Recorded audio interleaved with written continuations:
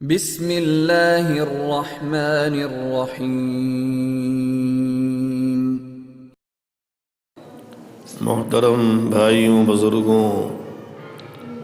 اور پیاری ماں اور بہنوں،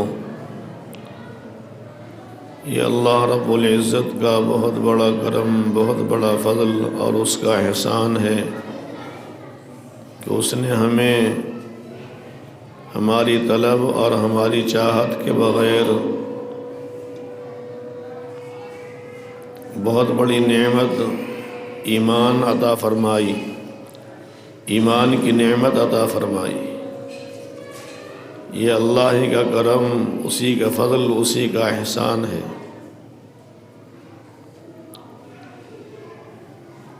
قرآن کریم میں اللہ تبارک و تعالی نے ایک قبیلے کا تذکرہ فرمایا جنہوں نے ہمارے پاک نبی محمد عربی صلی اللہ تعالی علیہ وسلم پر ایمان کا احسان جتایا اور یہ کہا کہ ہمارا احسان ہے، ہم بغیر جہاد کے، بغیر کسی آپ کی کوشش کے آپ کے پاس آ کر مسلمان ہو گئے۔ اللہ تبارک و تعالی نے اس پر قرآن کریم میں کچھ آیتیں نازل فرمائی۔ اللہ فرماتا ہے یمنون علیک ان اسلموا قل لا تمنوا علی اسلامکم بل اللہ یمن علیکم ان ہداکم للایمان ان کنتم صادقین۔ اللہ فرماتا ہے یہ لوگ آپ پر احسان جتاتے ہیں اس بات کا کہ اسلام میں داخل ہو گئے۔ آپ کہیے، آپ جواب دیجئے لا تمنوا علی اسلامکم، مجھ پر اپنے اسلام کا احسان نہ جتاؤ، بلکہ حقیقت یہ ہے کہ اللہ رب العالمین کا احسان ہے، اللہ کا احسان ہے کہ اس نے تمہیں ایمان کی توفیق بخشی ہے۔ اس پر اللہ کا شکر ادا کرنا چاہیے کہ اللہ نے ہدایت عطا فرمائی، وہ بھی تب ہے جب کہ تم سچے ہو۔ اس سے معلوم ہوا کہ حقیقت میں ایمان کی اور نیک اعمال کی توفیق اللہ ہی کی طرف سے ہوتی ہے، انسان کی طاقت میں یہ چیز نہیں ہے۔ اس لیے اگر اللہ نے ایمان کی توفیق بخشی، اعمال کی توفیق بخشی، تو اس کا شکر لازم ہے اور شکر سے نعمت بڑھتی ہے۔ قرآن کریم میں اللہ تبارک و تعالیٰ کا ارشاد ہے اگر تم اللہ کی نعمتوں کو سراہو گے، شکر ادا کرو گے، تو اللہ تبارک و تعالیٰ فرماتا ہے میں تمہاری نعمتوں کو بڑھا دوں گا۔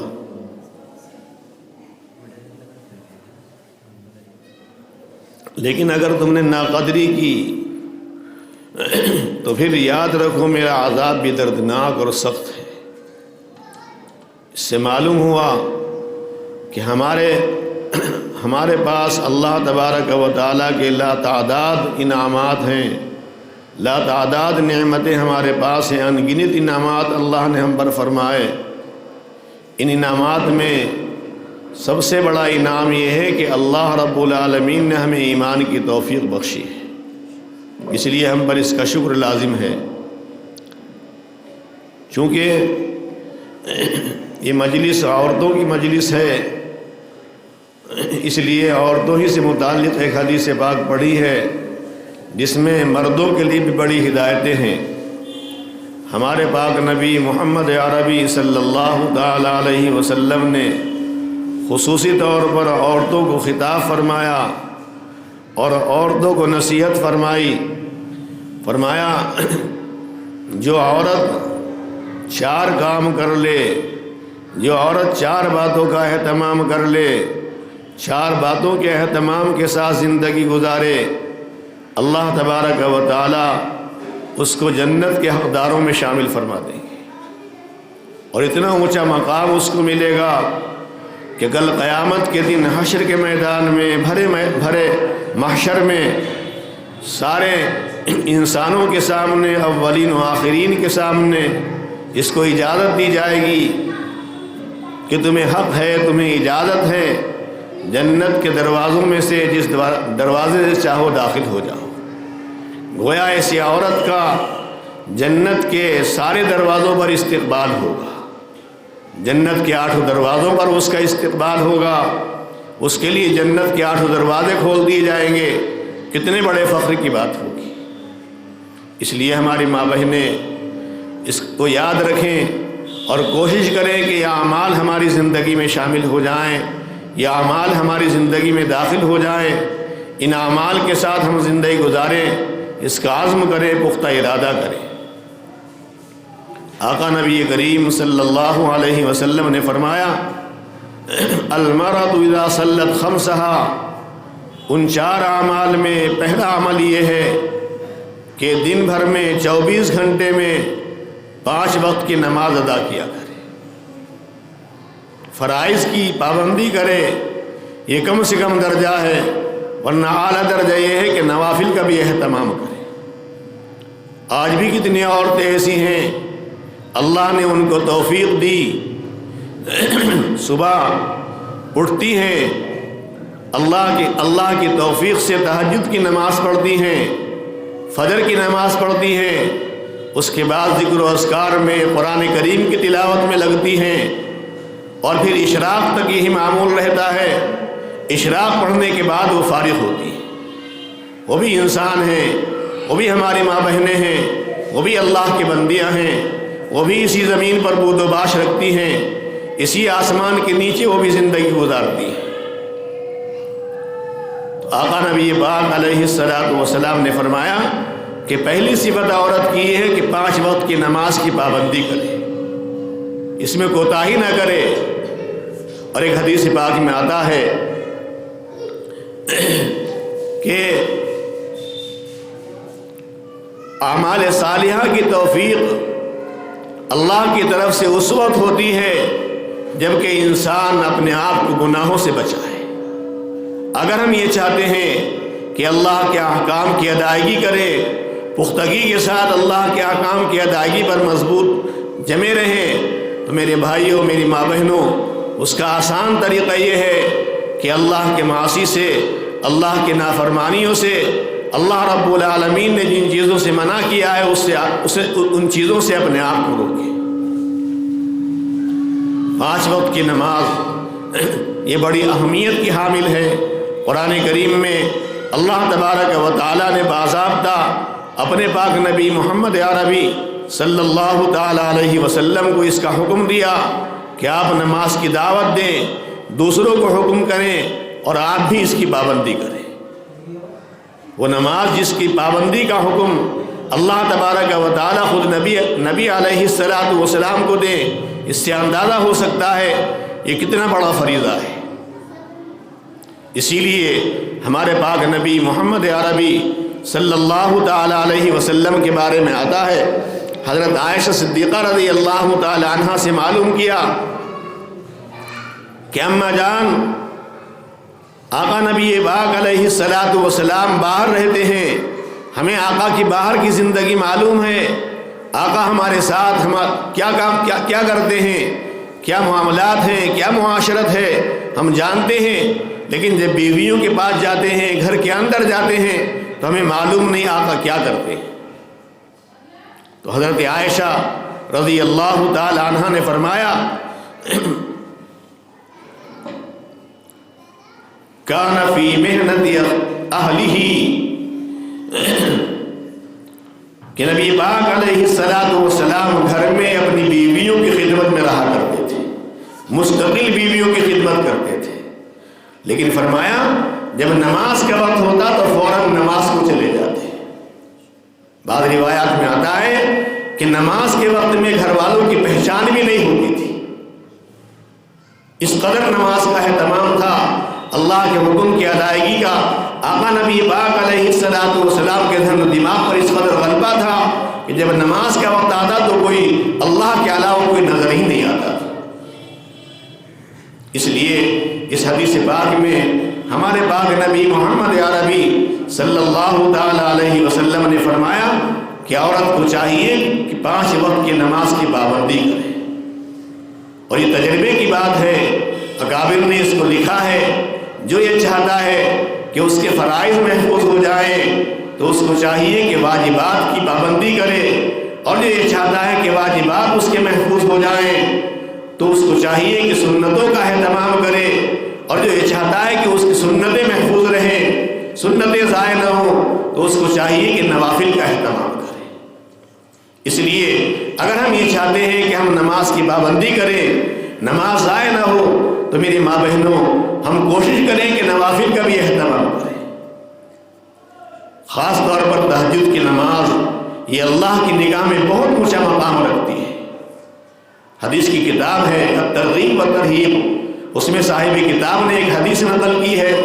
آقا نبی پاک صلی اللہ تعالی علیہ وسلم فرماتے ہیں کہ دیکھو میری اس مسجد میں، یعنی مسجد نبوی میں، ایک نماز 10,000 نمازوں کی برابر ہے۔ ایک روایت میں 50,000 نمازوں کی برابر بھی آیا ہے، اور جو مشہور روایت ہے اور صحیح روایت ہے اس میں آیا کہ ایک نماز 1,000 نمازوں کی برابر ہے۔ لیکن جو روایت میں نے پیش کی ہے اس میں آقا نے فرمایا میری اس مسجد میں ایک نماز 10,000 نمازوں کی برابر ہے، اور فرمایا خانہ کعبہ کے اندر ایک نماز 1,00,000 نمازوں کی برابر ہے، اور فرمایا مرابط فی سبیل اللہ، جو اللہ کی رضا کے لیے، اللہ کی خوشنودی کے لیے، مسلمانوں کی حفاظت کرنے کے لیے، مسلمانوں کے ملک کی حفاظت کرنے کے لیے، مسلمانوں کے ملک کے کنارے پر جا بسے اور حفاظت کے لیے اپنے آپ کو پیش کر دے، تو اس کی ایک نماز 10,00,000 نمازوں کی برابر ہے۔ اور اس کے بعد فرمایا ان ساری نمازوں میں اللہ رب العالمین کی نگاہ میں وہ 2 رکعات افضل ترین ہیں جو بندہ رات کی تاریکی میں، تنہائی کے وقت میں، اکیلے ہونے کی حالت میں بستر پر اٹھتا ہے اور اسی وقت 2 رکعت نماز پڑھ لیتا ہے، کہیں جانے کی ضرورت نہیں، اٹھا وضو کیا اور وہیں پر 2 رکعت پڑھ لی۔ آقا نبی پاک علیہ الصلوۃ والسلام نے فرمایا ان ساری نمازوں میں سب سے بڑا درجہ ان 2 رکعت نمازوں کا ہے۔ کتنا اونچا مقام ہے۔ اس لیے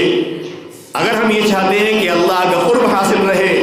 اللہ کی محبت حاصل ہو جائے، تو ہم نوافل کا بھی اہتمام کریں۔ ہمارے اکابر میں، بزرگوں میں ایک بہت بڑے بزرگ ہیں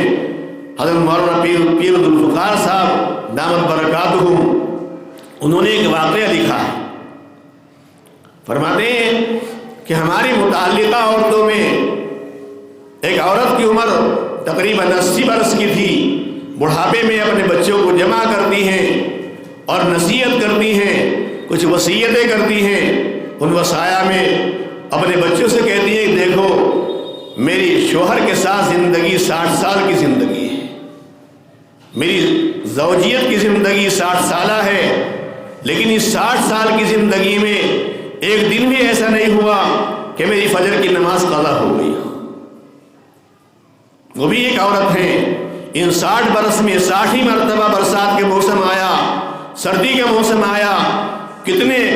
عوارض پیش آئے ہوں گے، کتنی بیماریاں لاحق ہوئی ہوں گی، لیکن وہ اللہ کی بندی کیسی پابند تھی، کہتی ہیں اس 60 برس کی زندگی میں ایک دن بھی ایسا نہیں گزرا کہ میری فجر کی نماز قضا ہو گئی۔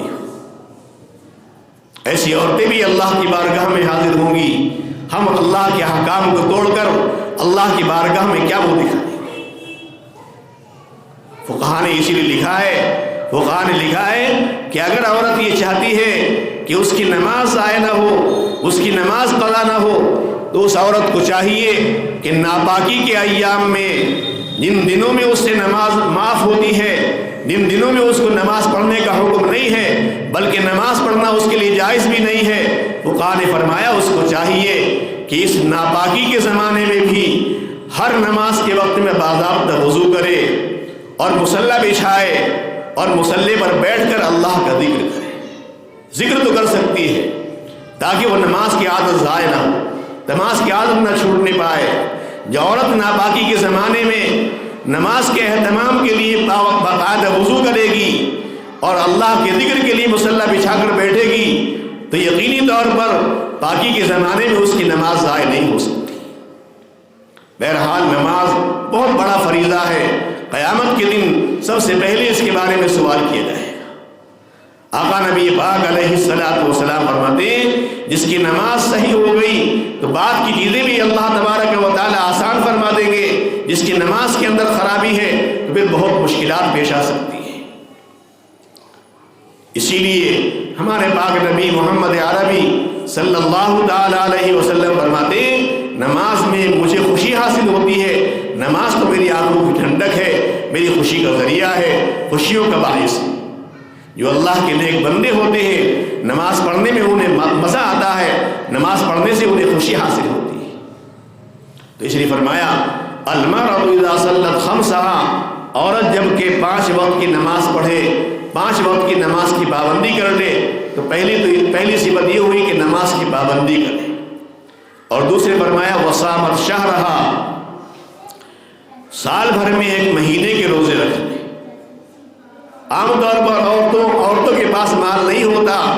اس لیے اس حدیث پاک میں زکوٰۃ کا تذکرہ نہیں ہے۔ عام طور پر مال کا تعلق مردوں سے ہوتا ہے، اس لیے زکوٰۃ کا تذکرہ نہیں کیا، صرف روزے پر اکتفا فرمایا۔ ورنہ جن عورتوں کے پاس مال ہے ان پر زکوٰۃ بھی لازم ہے، زکوٰۃ نہ دینے پر سخت وعیدیں ہیں، اپنی جگہ پر وہ قائم ہیں۔ بہرحال فرمایا وصامت شہرہا، سال بھر میں 1 مہینے کے روزے پورے کر دیں۔ یعنی اگر اس مہینے میں رمضان کے مہینے میں ایسے ایام آ جائیں جس میں روزہ نہیں رکھ سکتی، اللہ تبارک و تعالیٰ کی طرف سے روزہ رکھنے کی ممانعت ہے، ناباکی کے ایام ہو جائیں تو اس عورت کو چاہیے کہ بعد میں دوسرے مہینے میں ان روزوں کی قضا کر دیں، 1 مہینے کے روزے پورے کر دیں۔ روزوں کی بڑی فضیلت ہے، فضائل رمضان میں ہم پڑھتے سنتے رہتے ہیں، خاص طور پر رمضان کے مہینے میں عام طور پر مسجدوں میں فضائل رمضان کی تعلیم ہوتی ہے۔ حدیث پاک میں آتا ہے آقا نبی پاک علیہ السلام نے فرمایا، آقا ارشاد فرماتے ہیں کہ انسان جتنے اعمال کرتا ہے سارے اعمال کا بدلہ میں فرشتوں سے دلواؤں گا، لیکن روزہ جو رکھ کر آئے گا میں اس روزے کا بدلہ اپنی طرف سے عطا کروں گا۔ تو شہنشاہ مطلق، سارے بادشاہوں کا بادشاہ، ساری کائنات کا مالک جب اپنے ہاتھ سے انعام دے گا اس انعام کا اندازہ لگا ہی نہیں جا سکتا۔ تو روزہ اتنی بڑی عبادت ہے، اتنی بڑی نعمت، اتنی بڑی نیکی ہے، اللہ تبارک و تعالیٰ خود فرماتا ہے حدیث قدسی میں کہ روزے کا بدلہ خود میں دوں گا۔ اس سے اندازہ ہوتا ہے کہ اللہ کی نگاہ میں روزے کا کتنا اونچا مقام ہے۔ حدیث پاک میں آتا ہے آقا نبی پاک علیہ السلام روزے کا بڑا اہتمام فرماتے، بلکہ رمضان کے علاوہ دیگر ایام میں بھی روزے کا معمول تھا۔ آقا نبی پاک علیہ السلام ہر مہینے میں کم از کم 3 روزے رکھتے تھے، ایام 20 کے روزے رکھتے تھے، 13ویں 14ویں 15ویں تاریخ کے روزے عام طور پر رکھتے، کبھی پہلی دوسری تیسری کا روزہ رکھتے، کبھی آخر مہینے کی چاند کے اعتبار سے تاریخوں کا روزہ رکھتے تھے، کبھی متفرد طور پر پیر اور جمعرات کا روزہ رکھتے، مختلف معمولات رہے۔ آسانی کے لیے جس کو جیسے آسانی ہو، جس پر عمل کرنا جس کے لیے آسان ہو وہ عمل کر لے۔ آقا نبی پاک علیہ السلام نے بہت سارے طریقے امت کے لیے قائم فرما دیے۔ فرمایا وصامت شہرہا، دوسرا عمل یہ ہے کہ سال بھر میں 1 مہینے کے روزے پورے کر لیں، یہ 2 عمل ہو گئے۔ اور تیسرے فرمایا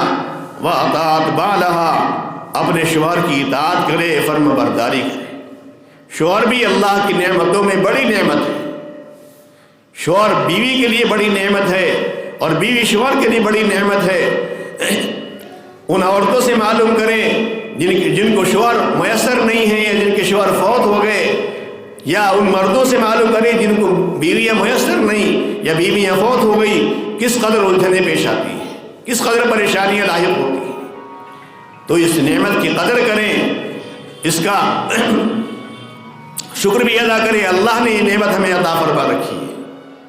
تو آقا نبی پاک علیہ السلام نے فرمایا وَأَطَاعَتْ بَعْلَهَا، اپنے شوہر کی فرم برداری کرے،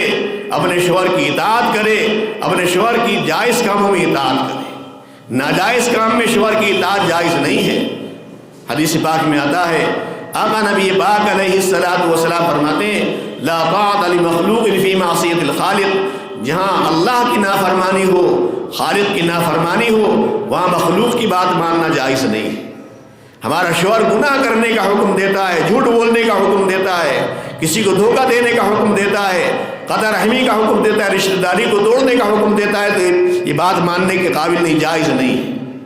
ہاں جائز کاموں میں شوہر کی بات مانی جائے گی، ناجائز کام میں کسی کی بات ماننا چاہیے، خواہ باپ ہی کیوں نہ ہو، مائی کیوں نہ ہو، شوہر ہی کیوں نہ ہو، استاذ کیوں نہ ہو، پیر کیوں نہ ہو، کتنا ہی بڑا آدمی ہو، اگر وہ اللہ کی نافرمانی کا حکم دیتا ہے تو اس کی بات ماننے کے قابل نہیں، جائز ہی نہیں ماننا۔ اللہ کے رسول علیہ الصلوۃ والسلام نے ضابطہ مقرر فرما دیا لا طاعۃ لمخلوق فی معصیۃ الخالق، جہاں اللہ کی نافرمانی ہو وہاں مخلوق کی بات ماننا جائز نہیں ہے۔ تو جائز کاموں میں اپنے شوہر کی اطاعت کرے، جائز کاموں میں اپنے شوہر کو خوش رکھے۔ حدیث شریف میں آتا ہے آقا نبی پاک علیہ الصلوۃ والسلام نے فرمایا، آقا نے ارشاد فرمایا کہ اللہ کی مخلوق میں تین ایسے بندے ہیں جن کی نماز ان کے سر کے ایک بارش کے اوپر نہیں چڑھتی ہے، یعنی ان کی نماز جیسی عبادت بھی قابل قبول نہیں ہوتی۔ فرمایا ایک تو وہ غلام ہے جو اپنے آقا کو دھوکہ دے کر بھاگ جائے، جب تک یہ غلام اپنے آقا کے پاس واپس نہیں آئے گا اس وقت تک اس کی نیکیاں موقوف رہیں گی، اللہ کی بارگاہ میں قبول نہیں ہوگی۔ محنتیں کرتا ہے، محنتیں ضائع ہو رہی ہیں لیکن نافرمانی کی وجہ سے۔ اور فرمایا وہ دو بھائی ہیں جو ایک ماں کے پیٹ سے پیدا ہیں، آپس میں رنجشیں ہیں، آپس میں دوریاں ہیں، دلوں میں بعد ہے، دوریاں ہیں، آپس میں ملاقات ہوتی ہے، ملاقات میں سلام کلام کرنے کے بجائے چہرہ پھیر لیتے ہیں، اعراض کر لیتے ہیں، چہرہ دیکھنے کا وارہ نہیں کرتے، ایک دوسرے سے نفرت کرتے ہیں، چہرہ بھی بگاڑ لیتے ہیں، پھیر لیتے ہیں۔ آقا نبی پاک علیہ الصلوۃ والسلام نے فرمایا وہ دو ایسے بھائی جو ایک ماں کے پیٹ سے پیدا ہیں اور نفرتوں کا عالم یہ ہے کہ چہرہ دیکھنے کا وارہ نہیں، آقا نبی پاک علیہ الصلوۃ والسلام کہ ایسے دو بھائیوں کی نماز ایک بارش بھی سر کے اوپر نہیں چلتی ہے۔ حدیث پاک میں آیا ہے آقا نبی پاک علیہ الصلوۃ والسلام نے فرمایا بڑے بھائی کا حق چھوٹے بھائی پر ایسا ہے جیسے باپ کا حق اولاد پر ہوتا ہے۔ چھوٹے بھائی کو چاہیے کہ بڑا بھائی کا احترام ایسے ہی کرے جیسے کہ بیٹا اپنے باپ کا احترام کرتا ہے، اور بڑے بھائی پر چھوٹے بھائی کا حق ایسا ہے جیسا کہ اولاد کا حق باپ پر ہوتا ہے۔ بڑے بھائی کو چاہیے کہ چھوٹے بھائی سے ایسی شفقت کرے، ایسی مہربانی کا معاملہ کرے جیسے کہ ایک باپ اپنی اولاد کے ساتھ کرتا ہے۔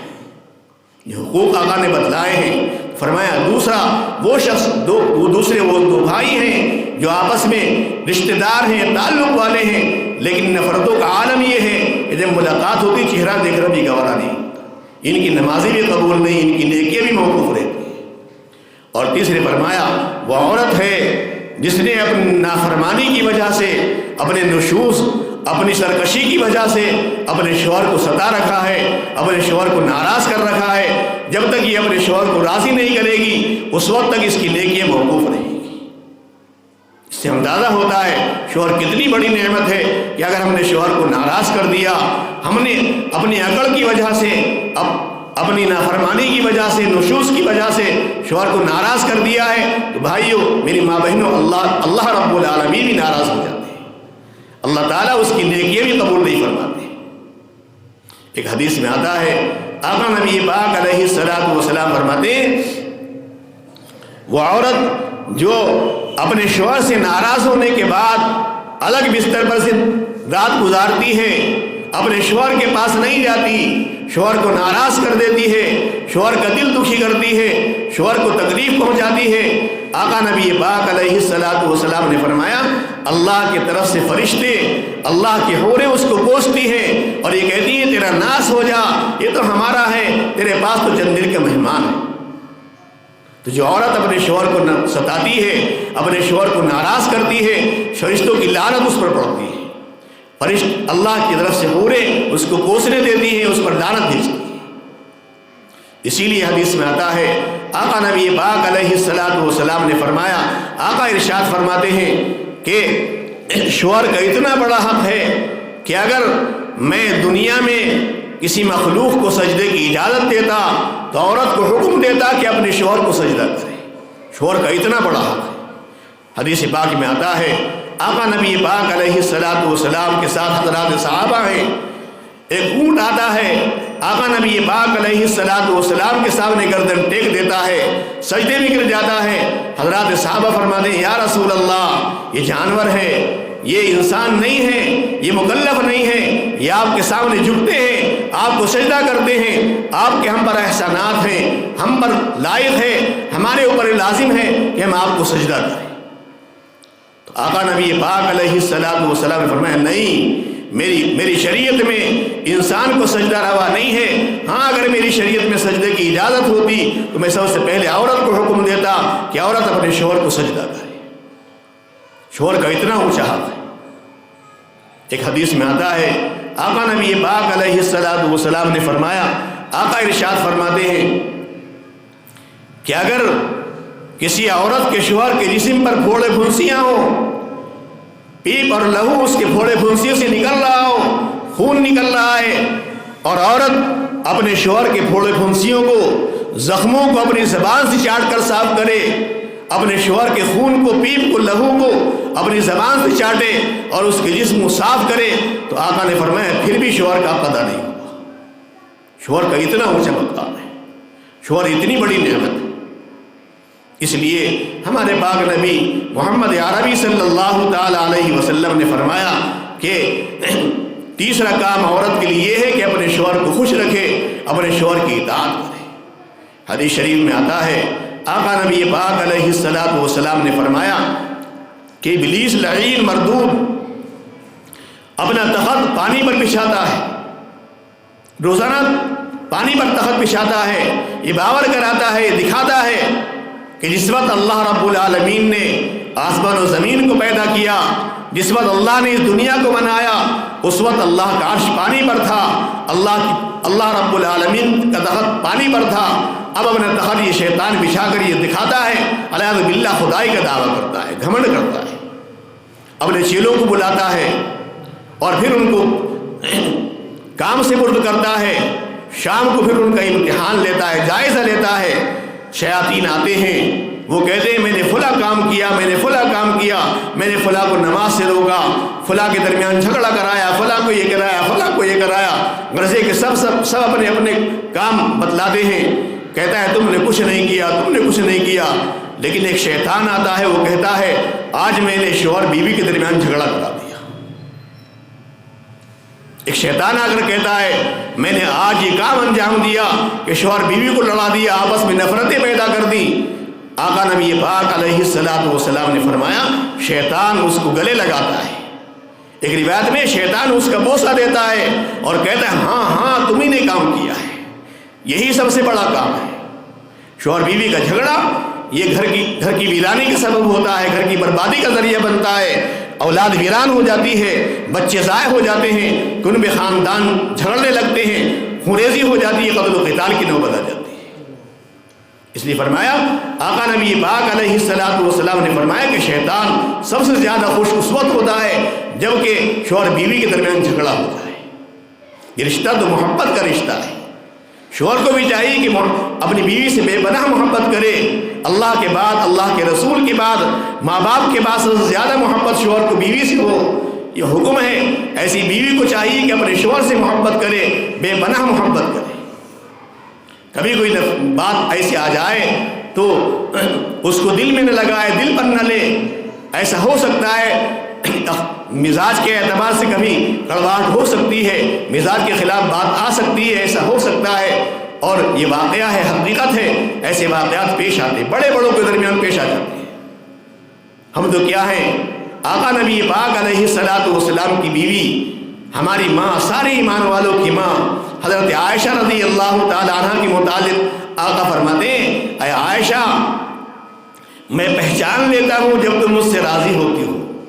اور میں پہچان لیتا ہوں جب تم مجھ سے ناراض ہوتی ہو۔ اس سے معلوم ہوتا ہے کہ اماں عائشہ بھی اپنے شوہر آقا نبی پاک علیہ السلام سے ناراض ہو جاتی تھی۔ تو ناراض ہونا یہ ایک مزاج کی بات ہے، ناراض ہونا ایک فطری بات ہے، انسان کی فطرت میں داخل ہے، ناراضگی ہو سکتی ہے۔ حضرت عائشہ نے معلوم کیا، یا رسول اللہ آپ کیسے پہچانتے ہیں؟ تو آقا نے فرمایا جب تم مجھ سے ناراض ہوتی ہو تو یوں کہتی ہو لا ورب ابراہیم، قسم کھاتے ہوئے رب کے ساتھ میرے باپ ابراہیم علیہ السلام کا نام جوڑتی ہو، میرا نام نہیں جوڑتی، یوں کہتی ہو لا ورب محمد، نہیں بات ایسی نہیں ہے، میں ابراہیم کے رب کی قسم کھا کر کہتی ہوں۔ تو میں پہچان لیتا ہوں عائشہ اس وقت مجھ سے ناراض ہے، میرا نام کاٹ دیا۔ اور جب تم مجھ سے راضی ہوتی ہو تو یوں کہتی ہو لا ورب محمد، نہیں بات ایسی نہیں ہے، میں محمد کے رب کی قسم کھا کر کہتی ہوں۔ تو رب کے ساتھ میرا نام جوڑ دیتی ہوں، میں پہچان لیتا ہوں اس وقت عائشہ مجھ سے راضی ہے۔ اس سے معلوم ہوا کہ معمولی سی ناراضگی شوہر بیوی کے درمیان ہو سکتی ہے۔ اس کے بعد جو بات کہی وہ بتانی ہے، ہماری ماں بہن خاص طور پر سنیں اور اس بات کو یاد رکھیں، ہماری ماں حضرت عائشہ رضی اللہ عنہ کی سنت ہے۔ حضرت عائشہ نے فرمایا ہاں یا رسول اللہ، میں اللہ کی قسم کھا کر کہتی ہوں واللہ یا رسول اللہ لا احجر الا اسمک یا رسول اللہ۔ بات تو صحیح ہے جو آپ نے کہی، ایسا ہی ہوتا ہے، جب کچھ ناراضگی سی ہوتی ہے تو میں لا ورب ابراہیم کہتی ہوں، جب رضا ہوتی ہے تو لا ورب محمد کہتی ہوں، لیکن یا رسول اللہ یہ ناراضگی صرف زبان کی حد تک رہتی ہے۔ لا احجر الا اسمک، میں صرف آپ کا نام چھوڑتی ہوں، باقی آپ کی محبت جیسے پہلے تھی ویسی اب بھی رہتی ہے۔ محبت میں کوئی فرق نہیں آتا، دلوں میں کوئی فرق نہیں آتا، صرف زبان کی حد تک یہ بات ہوتی ہے۔ اور زبان کی حد تک کتنی پیاری بات ہے کہ صرف نام کو چھوڑتی ہیں، باقی گالی گلوچ یہ برا بھلا کہنا اس میں داخل نہیں ہے۔ برا بھلا کہنے کی تو اجازت ہی نہیں، کوسنا دینا، گالی دینا اس کی تو اجازت ہی نہیں۔ مطلب یہ ہے کہ شوہر بیوی کے درمیان ایسی محبت ہو کہ وہ کبھی ضائع نہ ہو، ہمیشہ باقی رہے، ناراضگی کی حالت میں بھی دل میں محبت بھری رہے، شوہر کے دل میں بھی محبت بھری رہے، بیوی کے دل میں محبت بھری رہے۔ اس حدیث پاک میں یہی تعلیم دی گئی ہے۔ تو آقا نے فرمایا کہ تیسرا عمل عورت کا یہ ہے کہ عورت اپنے شوہر کی اطاعت کرے، ہر جائز کام میں شوہر کی بات مانے، خاص طور پر عبادات کے معاملے میں شوہر کی اطاعت کرے، فرما برداری کرے، بلکہ اس کا تعاون کرے۔ مردوں کے لیے دین کے کام کرنے کے جو راستے ملتے ہیں وہ گھروں سے ملتے ہیں، عورتوں سے ملتے ہیں۔ عورتیں اپنے شوہروں کی ہمت بڑھاتی ہیں، ہمتیں باندھتی ہیں، کم خرچے میں کام چلا لیتی ہیں اور شوہروں کو دین کا کام کرنے کی طرف رغبت دلاتی ہیں۔ ایسی عورتیں برابر اپنے شوہر کے کاموں میں شریک رہتی ہیں۔ شوہر جتنا بھی دین کا کام کرتے ہیں اس میں ان کی بیویوں کا حصہ رہتا ہے۔ تیسرا کام ہماری ماں بہنوں کے لیے آقا نبی پاک علیہ الصلوۃ والسلام بتایا کہ تیسرا کام یہ ہے کہ اپنے شوہر کی اطاعت کرے، اپنے شوہر کی فرما برداری کرے۔ یہ تین کام ہو گئے۔ پہلا کام ہے 5 وقت کی نماز کی پابندی، اور دوسرے مہینے بھر سال بھر میں مہینے بھر کے روزے، اور تیسرے اپنے شوہر کی اطاعت فرما برداری، اور چوتھا ایک کام ہے جو بہت ضروری ہے، فرمایا وَأَحْسَنَتْ فَرْجَهَا۔ چوتھی بات یہ ہے کہ اپنی شرمگاہ کی حفاظت کرے، اپنی عزت کی حفاظت کرے، اس طرح زندگی گزارے کہ کسی غیر کا التفات، غیر کی توجہ اس کی طرف نہ ہونے پائے۔ ہم تو کیا ہیں، ہمارے پاک نبی علیہ الصلوۃ والسلام کی بیویوں کو اللہ رب العالمین نے حکم دیا، یا نساء النبی لستن کأحد من النساء ان اتقیتن فلا تخضعن بالقول۔ کہ اے نبی کی بیویوں، تم اور عورتوں کی طرح نہیں ہو، اس لیے بڑی ہوشیاری کے ساتھ زندگی گزارنی ہے، بڑے پھونک پھونک پر قدم رکھنا ہے۔ اگر واقعی تم تقوی والی ہو تو دیکھو لچکدار بات مت کرنا، اس طرح بات مت کرنا جس کی وجہ سے غیر مرد کا میلان تمہاری طرف ہو جائے۔ حالانکہ اخلاق کا بہت اونچا مقام ہے، شریعت اسلام میں اخلاق کا بہت بڑا درجہ ہے۔ حدیث میں آتا ہے آقا نبی پاک علیہ الصلوۃ والسلام نے فرمایا قیامت کے دن سب سے زیادہ وزن جس عمل کے اندر ہوگا، جس نیکی کے اندر ہوگا، وہ اخلاق ہے، حسن اخلاق ہے۔ آقا نے فرمایا اچھے اخلاق کی وجہ سے آدمی اس شخص کے درجے کو پہنچ جاتا ہے جو روزانہ مسلسل روزے رکھتا ہے۔ اچھے اخلاق کی وجہ سے انسان اس شخص کے درجے کو پہنچ جاتا ہے جو روزانہ ساری رات عبادت میں کھڑا رہتا ہے اور کبھی تھکتا نہیں، روزانہ ساری رات عبادت کرتا ہے، سارا دن روزے سے رہتا ہے۔ آقا نبی پاک علیہ الصلوۃ والسلام نے فرمایا جو اخلاق مند انسان ہوتے ہیں، اچھے اخلاق کا معاملہ کرتے ہیں، اخلاق سے پیش آتے ہیں، آقا نے فرمایا انہیں تہجد کا ثواب ملتا ہے، روزے رکھنے کا ثواب ملتا ہے۔ اچھے اخلاق کا مطلب ہے ہسمکھ چہرے سے بات کرنا، تبسم مسکراہٹ کے ساتھ بات کرنا۔ اس لیے حدیث میں آتا ہے آقا نبی پاک علیہ الصلوۃ والسلام کثرت کے ساتھ تبسم فرماتے تھے، ہمیشہ آقا مسکراتے تھے، آقا کے چہرے پر مسکراہٹ رہتی تھی۔ یہ سنت مسکراہٹ کے ساتھ بات کرنا، سامنے والے کو یہ نہ محسوس ہو کہ مجھ سے یہ ناگواری کا اظہار کر رہا ہے، محبت کے ساتھ پیش آئے، بڑی کھلے دل سے بات کرے، بہت ہی اچھے طریقے پر بات کرے۔ حدیث پاک میں واقع آتا ہے، بخاری شریف میں کئی جگہ پر یہ حدیث بیان کی ہے۔ آقا نبی پاک علیہ الصلوۃ والسلام کے پاس ایک صاحب آتے ہیں، اجازت لیتے ہیں، یا رسول اللہ، باہر سے اجازت لے کر آتے ہیں، ہم ملنا چاہتے ہیں۔ آقا نے پہچان لیا فلاں قبیلے کا آدمی ہے۔ حضرت عائشہ بیٹھی تھی، آقا نبی پاک علیہ الصلوۃ والسلام نے ہوشیار کیا، عائشہ کو ہوشیار کیا، بیس العشیرہ، دیکھو یہ آنے والا شخص اپنے قبیلے کا بہت برا آدمی ہے، اس سے ہوشیار رہنا، کہیں بدنگاہی نہ کر لے، بری نگاہ نہ ڈال دے، کوئی تکلیف نہ پہنچا دے، ہوشیار ہو جاؤ۔ یہ غیبت نہیں ہے، دوسرے کو برائی سے بچانے کے لیے ایسا کام کر سکتے ہیں۔ تو فرمایا بیس العشیرہ، بہت برا آدمی ہے، اپنے قبیلے کا بہت برا آدمی ہے، یہ فرمایا۔ عائشہ فرماتی ہے میں دیکھنے لگی یہ برا آدمی آ رہا ہے، ہمارے پاک نبی محمد عربی صلی اللہ تعالی علیہ وسلم اس برے آدمی کے ساتھ کیا معاملہ فرماتے ہیں۔ عائشہ فرماتی وہ شخص آئے، نبی پاک علیہ الصلوۃ والسلام نے اس کے ساتھ مسکراہٹ کے ساتھ بات کی اور اس کے ساتھ کھل کر بات کی، بہت ہی پیار محبت بھرے لہجے میں اس سے گفتگو کی، قریب بلایا، بہرحال گفتگو ہوئی، وہ صاحب چلے گئے۔ حضرت عائشہ فرماتی ہیں جب وہ صاحب چلے گئے تو میں نے آقا سے معلوم کیا، یا رسول اللہ آپ نے تو اس شخص کے بارے میں یوں کہا تھا کہ بہت برا آدمی ہے، پورے قبیلے میں بہت برا آدمی ہے، اور جب یہ آیا تو آپ نے اس سے بہت اچھا معاملہ کیا۔ تو آقا نے فرمایا یا عائشہ متا احبتنی فحاشا، یہ زندگی کا ایک واقعہ ہے، تم ساری زندگی کو کھنگال کر دیکھو، ساری زندگی تمہارے سامنے ہے، تم زندگی کا ایک واقعہ بتا دو، میں نے کسی کے ساتھ توہین کا معاملہ کیا ہو تو بتاؤ، کس کے ساتھ میں نے بد کلامی کی ہے، کس کے ساتھ برا کلام کیا ہے، ایک واقعہ ایسا بتا دو۔ یہ نبی کی سنت ہے، اخلاق نبی کی سنت ہے۔ اور دوسرے اخلاق کا جز ہے تکلیف سے لوگوں کو دور رکھنا، کسی کو اپنی جانب سے تکلیف نہ پہنچانا۔ جس شخص کے اندر یہ دو باتیں ہیں وہ بااخلاق ہے، ہسمکھ چہرے سے بات کرنا، خوشی سے بات کرنا، اور کسی کو اپنی ذات سے تکلیف نہ دینا، یہ اچھے اخلاق کی علامت ہے۔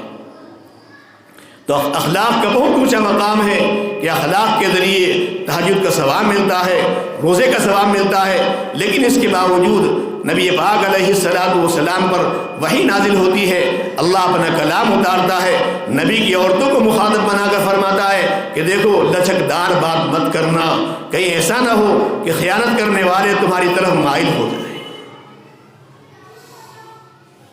اس سے اندازہ ہو سکتا ہے کہ نبی کی بیویوں کا جب حکم ہے تو ہمیں کتنا بڑا حکم ہو سکتا ہے۔ اس لیے آقا نبی پاک علیہ الصلوۃ والسلام نے متوجہ کیا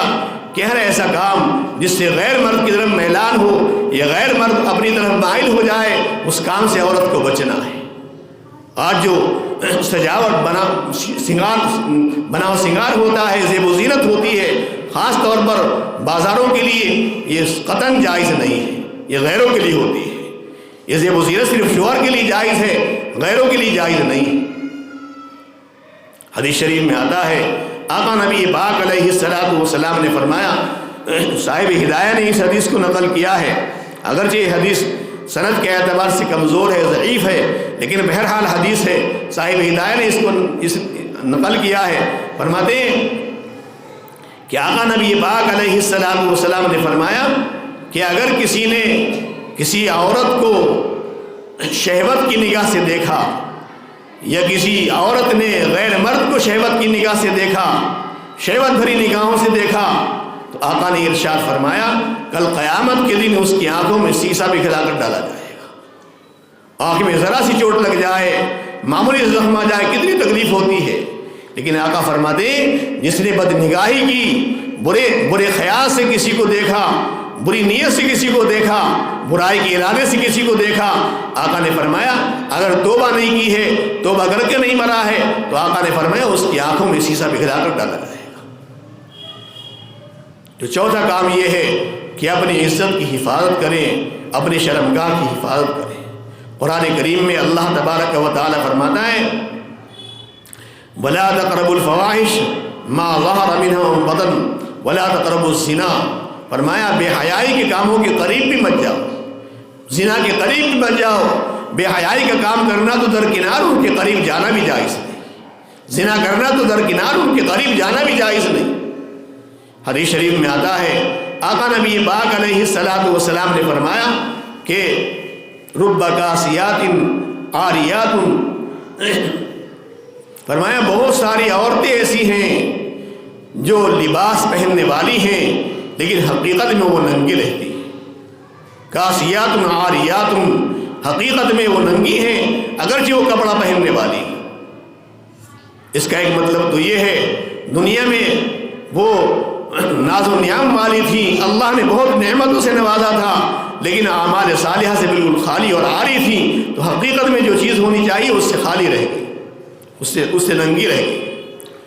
اور بعض دیگر محدثین نے اس کی تفسیر بیان فرمائی ہے کہ کپڑا تو بہت مہنگا پہنتی ہیں، قیمتی پہنتی ہیں، لیکن شریعت کے خلاف پہنتی ہیں۔ ایسا کپڑا پہنتی جس سے شریعت کی خلاف ورزی ہوتی ہے تو شریعت کی نگاہ میں یہ عورتیں ننگی رہتی ہیں۔ جیسے کسی نے باریک کپڑا پہنا جس کے اوپر سے اندر کا جسم نظر آتا ہے، جسم کی رنگت نظر آتی ہے، تو یہ کپڑا نہیں ہے، شریعت کی نگاہ میں ننگا پن ہے۔ ایسی کسی نے ادھورا کپڑا پہنا کہ جس کپڑے کی وجہ سے بناوٹ کی وجہ سے اس کے جسم کا بعض حصہ کھل جاتا ہے، جیسے سینہ کھل جاتا ہے، کمر کا حصہ کھل جاتا ہے، یہ بازو کھل جاتے ہیں، فرمائے یہ کپڑا پہننا نہیں ہے، ننگا پن ہے۔ ایسی ہی اتنا چست کپڑا پہننا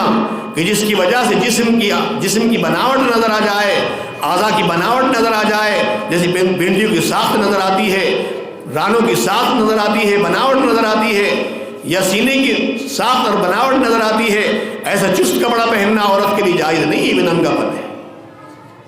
غرضے کے فرمایا ایسی عورتیں جو پہنتی ہیں لیکن حقیقت میں شریعت کی نگاہ میں وہ ننگی رہتی ہیں۔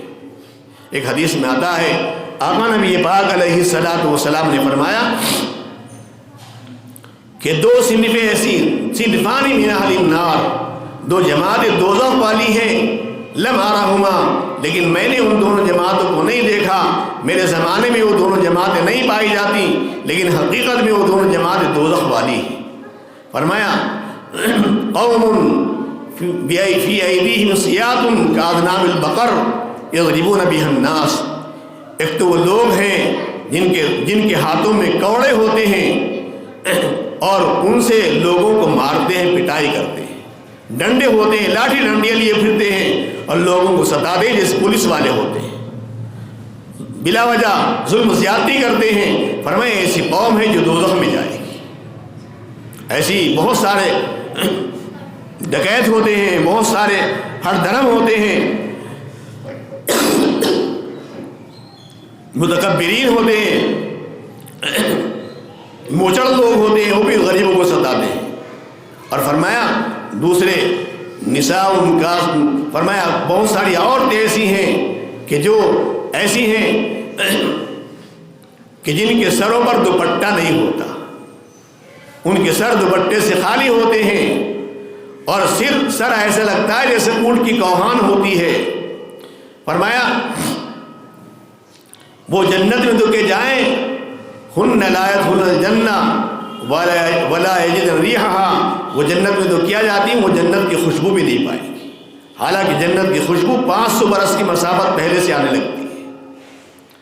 تو جنت کی خوشبو ہی انہیں نہیں ملے گی جو ننگا پر اختیار کرتی ہیں، ننگی رہتی ہیں، دوپٹوں سے عاری اور خالی رہتی ہیں، صدر کو کھول کر رکھتی ہے، پردے کی چیز کو کھول دیتی ہے۔ ایسی عورتوں کے بارے میں ہمارے پاک نبی علیہ السلام نے سخت وعید ارشاد فرمائی ہے۔ تو چوتھا کام ہے اپنی عزت کو محفوظ رکھیں، اپنی عزت کی نگرانی کریں، اپنی شرمگاہ کی حفاظت کریں۔ حدیث پاک میں آتا ہے، ایک حدیث میں آقا نبی پاک علیہ السلام فرماتے ہیں، آقا نے ارشاد فرمایا کہ اگر میری امت کا کوئی فرد، خواہ مرد ہو یا عورت ہو، اگر صرف اپنی عزت کی حفاظت کر لے، زندگی بھر وہ اس کی حفاظت کرتا رہے، شرمگاہ کا غلط استعمال نہ کرے، صرف جائز استعمال کرے، تو آقا نبی پاک علیہ السلام فرماتے ہیں ایسا شخص اللہ کے فضل سے جنت میں جائے گا۔ اتنی بڑی بات ہے، شرمگاہ کی حفاظت پر آقا نبی پاک علیہ السلام نے جنت کا وعدہ فرمایا ہے۔ آقا نبی پاک علیہ السلام فرماتے ہیں جو بدکاری کرتا ہے، زناکاری کی زندگی گزارتا ہے، اس وقت اس کا ایمان سلب ہو جاتا ہے۔ لا یزنی الزانی حین یزنی وہو مؤمن، جس وقت کوئی زناکار زنا میں مبتلا ہوتا ہے تو اس وقت میں ایمان سے خالی ہوتا ہے، ایمان سے عاری ہوتا ہے، ایمان اس کے سینے سے نکال لیا جاتا ہے۔ اس لیے خدا نخواستہ اگر ہم سے خیانت ہو گئی تو ہماری ماں بہنیں آئندہ کے لیے عزم کریں، پختہ ارادہ کریں کہ آئندہ ہرگز برائی نہیں کریں گے، اور توبہ کرنے، سچی توبہ کرنے والا اللہ کی نگاہ میں ایسا ہے جیسا کہ اس نے کبھی گناہ نہیں کیا ہو۔ حدیث میں آتا ہے التائب من الذنب کمن لا ذنب لہ، جس نے توبہ کر لی، توبہ کرنے والا اللہ کی نگاہ میں ایسا ہے جیسے اس نے کوئی گناہ کیا ہی نہیں۔ اس لیے آئندہ کے لیے پرہیز کرے اور آئندہ کے لیے عہد کرے، عزم کرے، ہمیں آگ میں جلنا منظور ہے، مرنا منظور ہے، لیکن یہ کام نہیں کر سکتے۔ اس طرح کا عزم ہو، اس طرح کا پختہ ارادہ ہو، اللہ رب العالمین توبہ قبول فرما لیتے ہیں۔ فرمایا وَأَحْسَنَتْ فَرْجَهَا، چوتھا کام یہ ہے کہ اپنی شرمگاہ کی حفاظت کرے، اپنی عزت کی حفاظت کرے، اس طرح زندگی گزارے کہ اس کی طرف غیر مرد کا کوئی التفات نہ ہو، کوئی توجہ نہ ہو، میلان اور رغبت نہ ہو۔ تو 4 کام ہو گئے۔ پہلا کام یہ ہے کہ 5 وقت کی نماز پڑھے، دوسرے سال بھر میں 1 مہینے کے روزوں کی پابندی کر لے، اور تیسرے شوہر کی اطاعت جائز کاموں میں شوہر کی اطاعت فرمانبرداری کرے، اور چوتھے اپنی عزت کی حفاظت کرے۔ یہ 4 کام کرنے پر آقا فرماتے ہیں فَلْتَدْخُلْ مِنْ أَيِّ أَبْوَابِ الْجَنَّةِ شَاءَتْ، پھر تو عورت کو اختیار ہے جنت کے دروازوں میں سے جس سے چاہے وہ داخل ہو جائے۔ اس لیے ہم عزم کریں، پختہ ارادہ کریں کہ انشاءاللہ ضرور زندگی میں 4 باتیں پیدا کریں گے۔ اللہ تعالیٰ مجھے بھی اور سب لوگوں کو عمل کی توفیق عطا فرمائے، کہنے سننے کو قبول فرمائے، غلطی کو معاف فرمائے۔ وآخر دعوانا ان الحمد للہ رب العالمین۔